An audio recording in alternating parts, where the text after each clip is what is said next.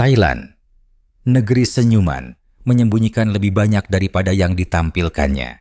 Di balik kuil emas dan makanan jalanan, terdapat dunia yang penuh kontras.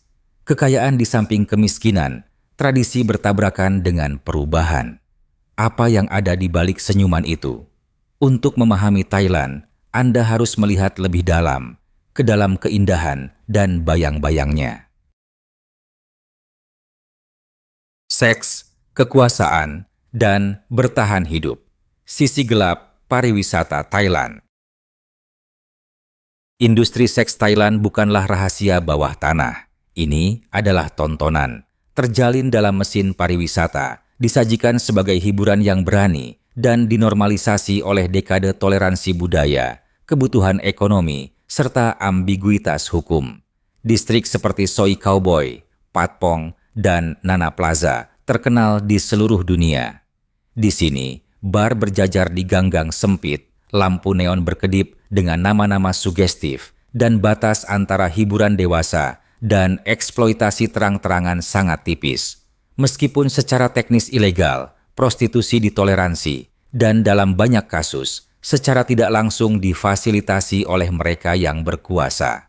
Namun, di balik gemerlap lampu itu ada kisah manusia. Banyak di antaranya penuh dengan penderitaan. Ribuan perempuan, individu transgender, dan bahkan pria muda memasuki industri ini setiap tahun. Beberapa datang mencari peluang, namun banyak yang melarikan diri dari kemiskinan, kekerasan, atau kehancuran keluarga. Dijanjikan pekerjaan yang aman atau ditekan oleh keadaan, mereka mendapati diri mereka berada dalam industri di mana persetujuan seringkali kabur, jeratan utang umum terjadi, dan jalan keluar sangat terbatas. Permintaan dari luar negeri yang mendorong ini. Pariwisata seks adalah pasar bernilai miliaran dolar yang berkembang sejak era Perang Vietnam, saat Thailand menjadi zona istirahat dan relaksasi bagi tentara Amerika. Seiring waktu, sistem ini menjadi profesional. Para pekerja menjadi komoditas. Batas-batas menjadi kabur. Beberapa pekerja merasa berdaya dan mengendalikan hidupnya, tapi banyak yang tidak. Dan bagi mereka, setiap senyuman adalah latihan, setiap malam adalah perjuangan, dan setiap pagi membawa kenyataan yang sama, bertahan hidup. Masa kecil yang dicuri, korban tersembunyi dari masyarakat modern. Dari semua bayangan yang ditimbulkan oleh ledakan pariwisata Thailand, tak ada yang lebih kelam daripada perdagangan anak. Itu dimulai secara diam-diam. Seorang anak menghilang dari desa terpencil di Isaan. Seorang remaja dari Kamboja dijanjikan pekerjaan sebagai pelayan di Bangkok. Seorang gadis muda di Myanmar ditawari uang untuk keluarganya dengan imbalan kehidupan yang lebih baik. Namun, yang menanti mereka bukanlah masa depan, melainkan kurungan. Thailand adalah negara tujuan sekaligus jalur transit untuk perdagangan manusia. Anak-anak diambil untuk kerja paksa, pembantu rumah tangga, dan yang paling menyedihkan, eksploitasi seksual. Banyak yang masih di bawah umur, diperdaya dengan tipu daya, dijual oleh kerabat yang putus asa, atau diculik oleh jaringan perdagangan manusia yang terkoordinasi. Penyiksaannya mengerikan. Korban sering ditahan secara paksa, dikendalikan lewat ancaman, kekerasan, dan manipulasi psikologis. Identitas mereka dihapus, tubuh mereka menjadi komoditas. Yang lebih mengerikan lagi, sebagian dari sistem ini memang dirancang untuk melayani klien internasional yang secara sengaja mencari korban di bawah umur. Ini bukan dampak sampingan, ini adalah pasar. Pihak berwenang Thailand dan LSM telah melakukan upaya untuk melawan krisis ini dengan penggerebekan, misi penyelamatan, dan kampanye kesadaran publik. Namun korupsi dan permintaan masih menjadi hambatan yang kuat. Untuk setiap anak yang diselamatkan, banyak lagi yang lenyap tanpa jejak. Ini bukan hanya masalah hukum, ini adalah darurat moral. Budak laut, harga sebenarnya dari makanan laut Thailand. Thailand adalah eksportir makanan laut terbesar ketiga di dunia. Udang, tuna, dan cuminya memenuhi rak toko di Eropa, Amerika, dan seluruh Asia. Namun kisah di balik produk ini bukan tentang keberlanjutan, melainkan tentang perbudakan. Laporan dari investigasi internasional telah mengungkap kerja paksa yang meluas di kapal nelayan Thailand. Pria dari Myanmar, Kamboja, dan Laos dijanjikan pekerjaan resmi tetapi justru terjebak di laut. Paspor mereka disita, upah ditahan, hidup mereka dikendalikan. Banyak yang dipukuli, kekurangan makanan, dan dipaksa bekerja 18 hingga 20 jam sehari. Beberapa berada di laut selama berbulan-bulan, bahkan bertahun-tahun, tanpa menginjak daratan. Upaya melarikan diri dibalas dengan kekerasan. Mereka yang melawan dilaporkan dilempar ke laut. Ini bukan kejadian yang terisolasi. Rantai pasokan makanan laut sangat luas dan rumit, dengan calo tenaga kerja, perantara, dan pejabat korup yang mengambil untung di setiap tahap. Meski ada tekanan internasional, penegakan hukum lemah, dan reformasi berjalan lambat. Sementara itu, makanan laut sampai ke piring kita telah disterilkan, dikemas, dan diberi label segar dan berkelanjutan. Tapi, kenyataan di baliknya jauh dari itu. Kekuasaan, sensor, dan monarki. Thailand menampilkan dirinya sebagai negara demokratis, lengkap dengan pemilu, konstitusi, dan parlemen. Namun, kekuasaan politik di sini sangat terkait dengan sebuah institusi yang nyaris tak dipahami oleh orang luar, monarki. Secara resmi, Thailand adalah monarki konstitusional. Dalam praktiknya, keluarga kerajaan memiliki pengaruh yang sangat besar secara budaya, politik, dan ekonomi. Kritik terhadap monarki bukan hanya tabu, tetapi juga kriminal. Di bawah hukum lèse majesté Thailand, setiap penghinaan yang dianggap ditujukan kepada raja, ratu, atau ahli waris dapat berujung hukuman hingga 15 tahun penjara. Hukum ini sengaja dibuat kabur, memungkinkan interpretasi yang luas. Bahkan, unggahan media sosial, diskusi di ruang kelas, atau komentar sepintas bisa memicu penuntutan. Kerangka hukum ini menciptakan iklim sensor diri. Jurnalis menghindari topik ini. Akademisi memilih diam. Aktivis menghadapi pelecehan, pengasingan, atau yang lebih buruk. Dalam beberapa tahun terakhir, protes yang dipimpin oleh mahasiswa dengan berani menuntut reformasi. Namun, respons negara sangat cepat. Penangkapan, tuntutan hukum, dan pengawasan digital. Kebebasan berekspresi di Thailand bukan sekadar terbatas. Ia bersyarat, dan syarat itu terus berubah. Satwa liar untuk dijual. Hiburan yang dibangun di atas penderitaan. Industri pariwisata Thailand yang semarak seringkali memasarkan dirinya sebagai gerbang menuju hal-hal eksotis dan tak ada yang melambangkannya lebih kuat daripada atraksi satwa liarnya.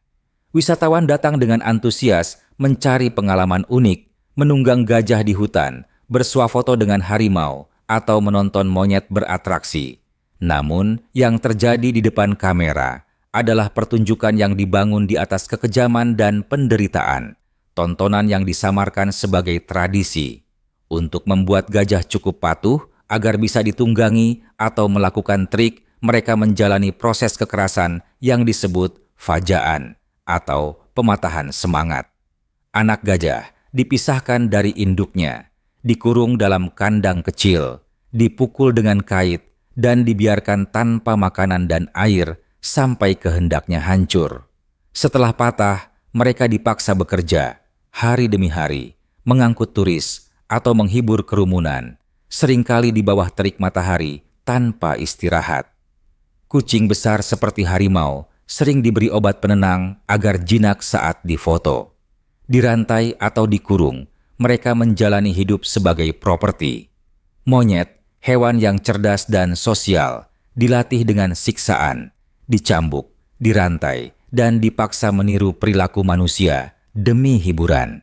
Bahkan, buaya juga dieksploitasi, dikurung dalam kolam beton, dan dipaksa tampil dalam pertunjukan aksi berbahaya untuk sensasi manusia.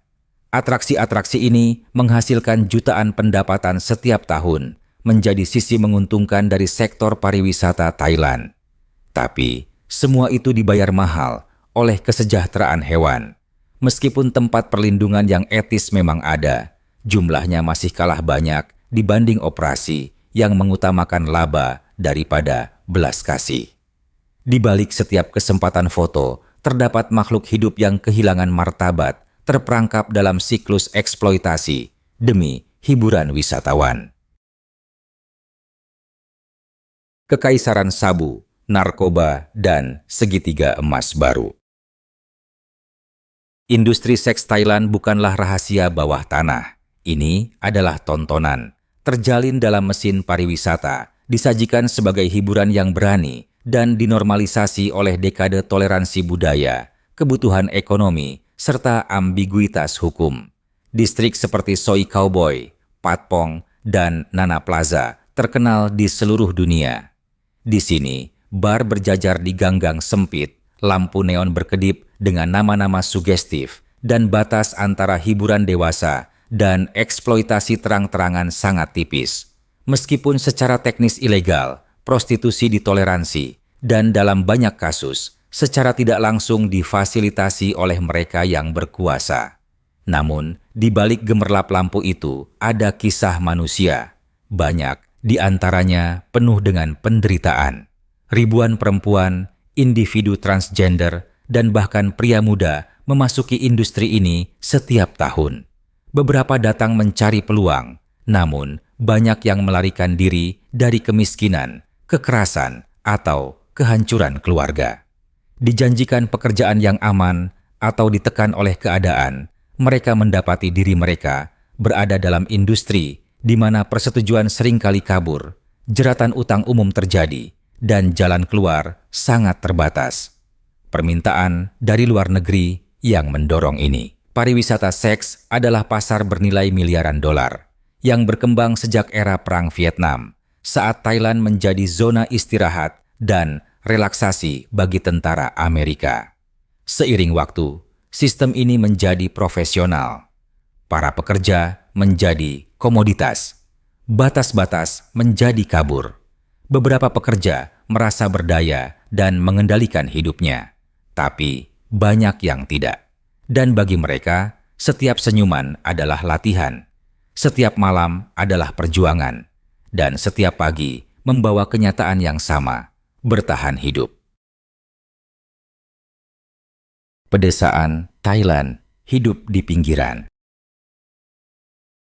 Dari semua bayangan yang ditimbulkan oleh ledakan pariwisata Thailand, tak ada yang lebih kelam daripada perdagangan anak. Itu dimulai secara diam-diam. Seorang anak menghilang dari desa terpencil di Isaan. Seorang remaja dari Kamboja dijanjikan pekerjaan sebagai pelayan di Bangkok. Seorang gadis muda di Myanmar ditawari uang untuk keluarganya dengan imbalan kehidupan yang lebih baik. Namun, yang menanti mereka bukanlah masa depan, melainkan kurungan. Thailand adalah negara tujuan sekaligus jalur transit untuk perdagangan manusia. Anak-anak diambil untuk kerja paksa, pembantu rumah tangga, dan yang paling menyedihkan, eksploitasi seksual. Banyak yang masih di bawah umur, diperdaya dengan tipu daya, dijual oleh kerabat yang putus asa, atau diculik oleh jaringan perdagangan manusia yang terkoordinasi. Penyiksaannya mengerikan.